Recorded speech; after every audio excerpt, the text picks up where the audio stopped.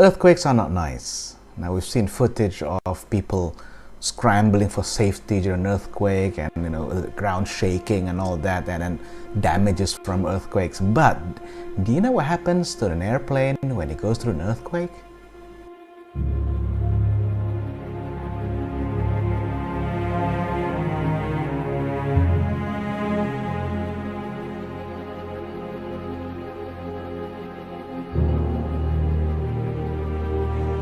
Hello, welcome to Jerry Airways, and today we're going to talk about what happens to an airplane when it goes through an earthquake.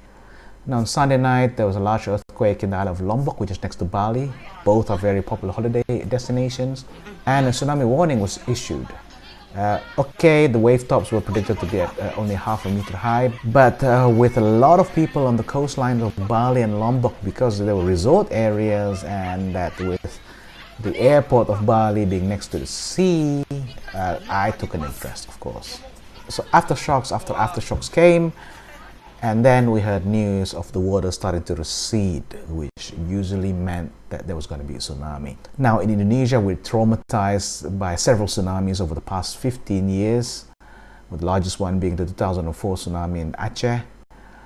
And of course, when I heard the news of the water receding, and people around the area also heard the same thing, we just got worried. We forgot about the fact that the tsunami warning only showed a potential peak of 50 centimeters, wave height, which is still a tsunami. And the tsunami eventually did come, and thankfully it was only 13.5 centimeters high. But again, it was still a tsunami. Phew. Now, during that time, my friends who were in Bali, there were crew who were based in Bali and friends who lived there, started to show me footage of the damage that the 7.0 earthquake did. And the airport showed some damage. Okay, mainly was non-structural, glass doors being knocked over, ceiling panels falling down. And then this footage came.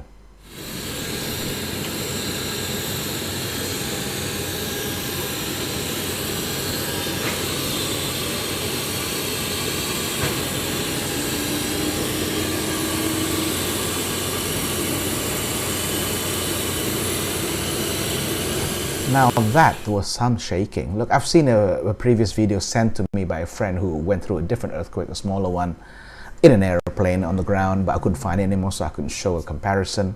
Now, if you're wondering why the aircraft was able to swing back and forth between the wheel chocks, well, the parking brake's not engaged.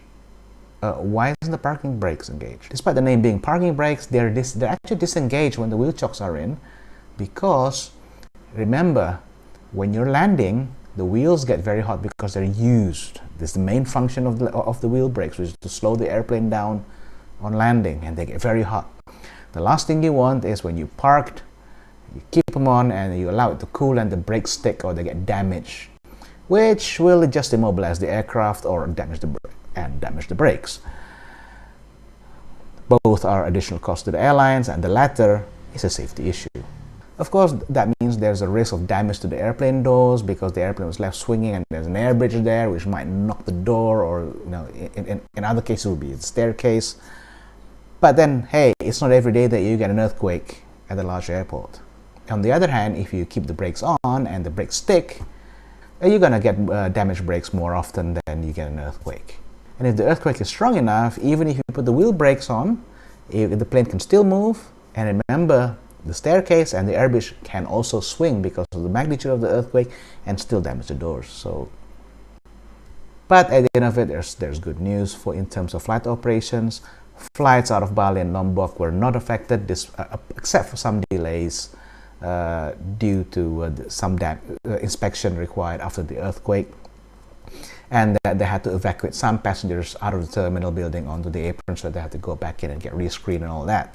And Lombok Airport is set to open all night in case news of mass casualties coming in and require additional medical personnel to be flown in, or relief supplies being flown in. But again, we haven't heard that so far, but they're keeping it open just in case something comes up.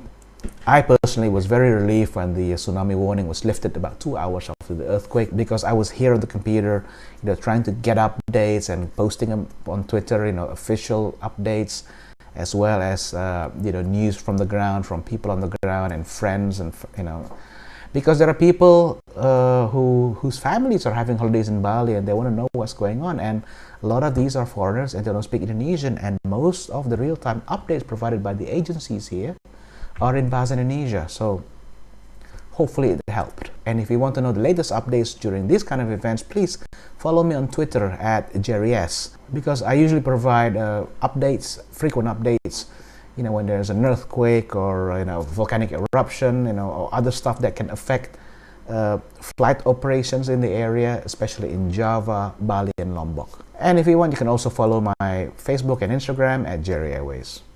So there you have it, and as always, take care of yourselves, stay safe, enjoy yourselves, and I'll see you next time.